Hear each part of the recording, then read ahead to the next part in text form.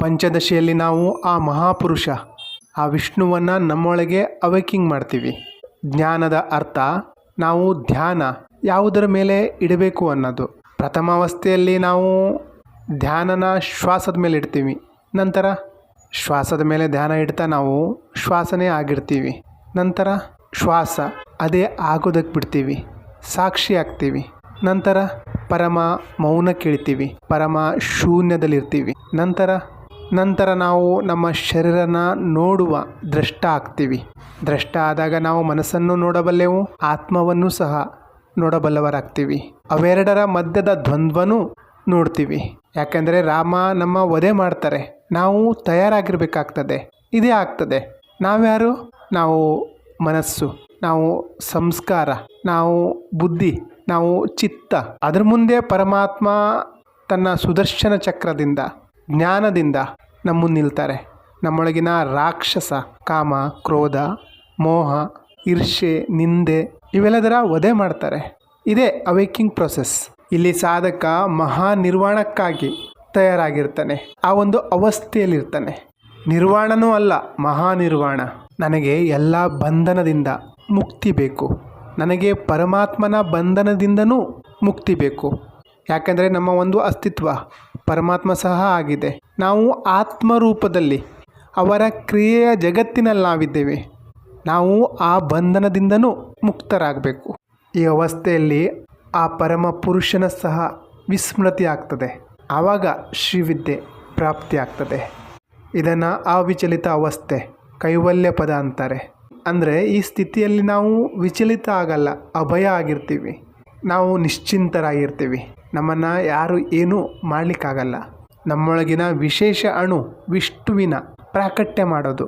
ಯಾಕಂದರೆ ನಮಗೆ ನಮ್ಮ ಶಕ್ತಿ ಬಗ್ಗೆ ಗೊತ್ತಿರ್ತದೆ. ನಾನ್ಯಾರು? ನಾವು ಮಾಡೋ ಹೋಮ ಹವನ ಮಂತ್ರ ತರ್ಪಣ ಇದಲ್ಲ. ಶ್ರೀವಿದ್ಯೆ ಅಂದರೆ ನಾವು ನಮ್ಮ ಅವಸ್ಥೆನ ಗುರುತಿಸೋದು, 9 ವ್ಯೂಹನ ಗುರುತಿಸೋದು, 9 ಚಕ್ರನ ಪಾರು ಮಾಡೋದು, ನಮ್ಮೊಳಗಿನ ವಿಶ್ವರೂಪನ ಪ್ರಾಕಟ್ಯ ಮಾಡೋದು.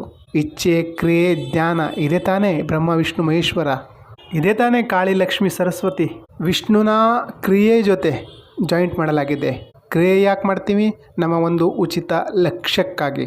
ಅಂದರೆ ವಿಷ್ಣುವಿನ ದೇವಿ ಲಕ್ಷ್ಮಿ. ನಾವು ಕ್ರಿಯೆ ಮಾಡಿದಾಗ ಲಕ್ಷ್ಮಿ ಅಂದರೆ ದುಡ್ಡು ಬರ್ತದೆ. ಜ್ಞಾನ ಆ ಶಿವ, ಕಾಲ, ಬೋಧ ಶಿವನ ದೇವಿ ಮಹಾಕಾಳಿ. ಇಚ್ಛೆ ಬ್ರಹ್ಮನ ಜೊತೆ ಸರಸ್ವತಿ ಇರ್ತಾಳೆ. ಬ್ರಹ್ಮನ ಇಚ್ಛೆ ಯಾವುದರಿಂದ ನಡೀತದೆ? ಸರಸ್ವತಿಯಿಂದ. ಈ ಪಂಚದಶಿ ಅನ್ನೋದು ಅವೇಕಿಂಗ್ ಪ್ರೊಸೆಸ್, ಪರಮ ಸೌಂದರ್ಯದ ಅವಸ್ಥೆ. 16 ಕಲೆ ಅಂದರೆ ನಮ್ಮ ಅವೇಕಿಂಗ್ ಆದಾಗ. ಅವೇಕಿಂಗ್ ಅಂದರೆ ನಮ್ಮ ಇಚ್ಛೆ ಕ್ರಿಯೆ ಇಲ್ಲವಾದಾಗ. ಆವಾಗ ಏನಾಗ್ತದೆ? ಜ್ಞಾನದ ಪ್ರಾಪ್ತಿ ಆಗ್ತದೆ, ಪರಮ ಬೋಧದ ಪ್ರಾಪ್ತಿ ಆಗ್ತದೆ. ಹಾಗಾಗಿ ದೇವಿಯನ್ನು ಮಹಾಷೋಡಶಿ ಅಂತಾರೆ, ಪರಾಂಬ, ಪರಾಶಕ್ತಿ ಅಂತಾರೆ. ಇಲ್ಲಿ ಏನಾಗ್ತಾ ಇದೆ ಅಂದರೆ ನಮಗೆ ಡೆಪ್ತ್ ನಾಲೆಜ್ ಬೇಕಾಗಿಲ್ಲ. ಹಾಗಾಗಿ ನಾವು ಅಜ್ಞಾನ ಭ್ರಮೆಯಲ್ಲಿದ್ದೀವಿ. ಕಾಳಿಯನ್ನಾಗಲಿ ಅಥವಾ ದಶ ಮಹಾವಿದ್ಯೆಯನ್ನು ಯಾಕೆ ಆರಾಧನೆ ಮಾಡ್ತೀವಿ ಅಂದರೆ ನಮಗೆ ಇಂಥ ಕೆಲಸ ಆಗಬೇಕು. ಹೊರಗಿನ ವಸ್ತುವಿನ ಹಿಂದೆ ಓಡ್ತಾ ಇದ್ದೀವಿ. ನಿಜವಾಗಿ ನೋಡಿದ್ರೆ ನಾವು ನಮ್ಮೊಳಗೆ ಇಳಿಯಬೇಕಾಗ್ತದೆ. ಇದು ಸೂಕ್ಷ್ಮ ವಿಜ್ಞಾನ. ದೇವಿ ದೇವತೆ ಅಂದರೆ ಶಕ್ತಿ, ಊರ್ಜೆ, ಜ್ಞಾನ ಮತ್ತು ಗುಣದ ಕಲೆಯಿಂದ ಒಂದು ಮೂರ್ತಿ ಮಾಡಿದ್ದಾರೆ. ಆ ಮೂರ್ತಿ ಅವಸ್ಥೆಯಲ್ಲಿ ನಾವು ಇಳಿಬೇಕಾಗ್ತದೆ. ಮೂರ್ತಿನೇ ಪೂಜೆ ಮಾಡ್ಕೊಂಡು ಕೂತ್ಕೊಳ್ಳೋದಲ್ಲ. ದುರ್ಗಾದೇವಿ ಸಿಂಹದ ಮೇಲಿದ್ದಾಳೆ. ಸಿಂಹ ಅಂದರೆ ಏನು? ಅಷ್ಟು ಸಾಹಸ, ಶೌರ್ಯ, ಅಷ್ಟು ಧೈರ್ಯ ನಮಗಿರಬೇಕಾಗ್ತದೆ. ಆವಾಗಲೇ ನಾವು ದುರ್ಗಾದೇವಿನ ಧಾರಣೆ ಮಾಡ್ಬೋದು. ಇದನ್ನು ಸೂಚಿಸ್ತದೆ. ಈಗಂತೂ ಲೇಡೀಸ್ ಟ್ರೆಂಡ್ ನಡೀತಾ ಇದೆ. ನಾನೇ ಕಾಳಿ, ನಾನೇ ದುರ್ಗೆ ಅನ್ನುವಂಥವರಿಗೆ ಒಂದ್ಸಲ ಸಿಂಹದ ಮೇಲೆ ಕೂತ್ಕೊಳ್ಳಿಕ್ಕೆ ಹೇಳಿ, ಗೊತ್ತಾಗ್ತದೆ ದುರ್ಗಾನ ಕಾಳಿನ ಅಂತ. ನಾನೇ ಶಿವ ಅನ್ನೋರಿಗೆ ಒಂದು ರಾತ್ರಿ ಸ್ಮಶಾನದಲ್ಲಿ ಇರ್ಲಿಕ್ಕೆ ಹೇಳಿ ನೋಡಿ. ಅಂದರೆ ಈಗ ಒಂದು 80% ಬರೀ ಡುಪ್ಲಿಕೇಟೇ ನಡೀತಾ ಇದೆ. ದುಡ್ಡು ಮಾಡಲಿಕ್ಕೆ ಏನೇನೋ ವೇಷಗಳು. ದೇವಿ ದೇವತೆ ಅಂದರೆ ಊರ್ಜೆ, ಗುಣ ಮತ್ತು ಕಲೆಯ ಆಧಾರದಿಂದ ನಡೆಯುವಂತಹ ಊರ್ಜೆ. ಮೊದಲು ಅದರ ಜ್ಞಾನ ಪಡಿಬೇಕು. ಆ ಜ್ಞಾನದಲ್ಲಿ ಎಷ್ಟು ಮುಳುಗಬೇಕು ಅಂದರೆ ಆ ಊರ್ಜೆ ನಮ್ಮೊಳಗೇನೆ ಪ್ರಕಟ ಆಗಬೇಕು. ಆ ದುರ್ಗೆ ನಮ್ಮೊಳಗೆ ಪ್ರಕಟ ಆಗಬೇಕು. ಸಿಂಹ ಅಂದರೆ ಆ ಗುಂಡಿಗೆ ಅಭಯ. ಯಾರು ನಿರ್ಭಯ ಆಗಿರ್ತಾರೋ ಅಂಥವ್ರ ಹತ್ರ ಆ ಶಕ್ತಿ ದುರ್ಗೆ ಪ್ರಕಟ ಆಗ್ತಾಳೆ. ದುರ್ಗ ಅಂದರೆ ಕೋಟೆ, ಅಂದರೆ ನಮ್ಮ ಶರೀರದ ಎಷ್ಟು ದ್ವಾರ ಇದೆ? ನವದ್ವಾರ. ಅದನ್ನೇ ನವದುರ್ಗ ಅಂತಾರೆ. ನಿಜವಾಗಿ ನಾವು ಹೋಗಬೇಕಾಗಿರೋದು ಸತ್ಯದ ಕಡೆ, ಚೈತನ್ಯದ ಕಡೆ. ಆನಂದದ ಕಡೆ. ಆದರೆ ನಾವು ಜಂಜಾಟದಲ್ಲಿ ಸಿಕ್ಕಾಕೊಂಡಿದ್ದೀವಿ, ಮಾಯಾಜಾಲದಲ್ಲಿ ಸಿಕ್ಕಾಕೊಂಡಿದ್ದೀವಿ. ಮಾಯಾಜಾಲದಲ್ಲಿ ನಾವೇನು ಭಕ್ತಿ ಮಾಡೋದನ್ನು ಕಲ್ತಿದ್ದೀವೋ ಆ ರೀತಿ ಭಕ್ತಿ ನಾವು ಮಾಡ್ತಾ ಇದ್ದೀವಿ, ಕ್ರಿಯೆ ಮಾಡ್ತಾ ಇದ್ದೀವಿ, ಸೇವೆ ಮಾಡ್ತಾ ಇದ್ದೀವಿ, ಸಾಧನೆ ಮಾಡ್ತಾ ಇದ್ದೀವಿ. ಯಾಕಂದರೆ ಮಾಯಾಜಾಲದ ಕೆಲಸನೇ ನಮಗೆ ಸಿಕ್ಸಾಕೋದು. ಈ 9 ವ್ಯೂಹ ಏನಿದೆ ಅದು ಸಹ ನಾವು ಸಿಕ್ಕಾಕೊಳ್ಳಿ ಅಂತಲೇ ತಯಾರು ಮಾಡಿರೋದು. ಈ 9 ವ್ಯೂಹನ ಭೇದಿಸಿ ಆ ಬಿಂದುವಿನ ತನಕ ತಲುಪಬೇಕು. ಶ್ರೀವಿದ್ಯೆ ಅನ್ನೋದು ಆತ್ಮವಿದ್ಯೆ, ಬ್ರಹ್ಮವಿದ್ಯೆ. ಶ್ರೀವಿದ್ಯೆ ಸಾಧನೆ ಮಾಡಲಿಕ್ಕೆ ಹೋದರೆ ಸಾಧಕ ಪ್ರಥಮ ಅವಸ್ಥೆಯಲ್ಲಿ ತುಂಬ ದ್ವಂದ್ವನ ತಗೊಂಡೋಗಿರ್ತಾನೆ, ಸಂಸ್ಕಾರನ ತಗೊಂಡೋಗಿರ್ತಾನೆ, ವಿಕಾರನ ತಗೊಂಡೋಗಿರ್ತಾನೆ, ಪ್ರೋಗ್ರಾಮಿಂಗ್ನ ತನ್ನ ಜೊತೆ ಒಯ್ದಿರ್ತಾನೆ. ಇವೆಲ್ಲ ಪ್ರೋಗ್ರಾಮಿಂಗನ್ನು ಮೊದಲು ದೂರ ಮಾಡಬೇಕಾಗ್ತದೆ. ಈ ಪ್ರೋಗ್ರಾಮಿಂಗ್ ಎಲ್ಲ ದೂರ ಆದಾಗ ನಾವು ಸರಳ, ಸಹಜ, ನಿರ್ದೋಷಿ ಆಗ್ತೀವಿ. ಆವಾಗ ಎಲ್ಲ ವಸ್ತುವಿನಲ್ಲಿ, ಎಲ್ಲ ಪದಾರ್ಥದಲ್ಲಿ ಆ ಪರಮ ಸೌಂದರ್ಯವನ್ನು ನೋಡಬಹುದು, ಪ್ರಾತ್ಯಕ್ಷೀಕರಣ ಮಾಡ್ಬೋದು. ಈ ರೀತಿ ಪ್ರಾತ್ಯಕ್ಷೀಕರಣ ಮಾಡಬೇಕು ಅಂದರೆ ನಾವು ಪರಿಶುದ್ಧ ಆಗಿರಬೇಕಾಗ್ತದೆ, ಸತ್ವಶೀಲರಾಗಿರಬೇಕಾಗ್ತದೆ.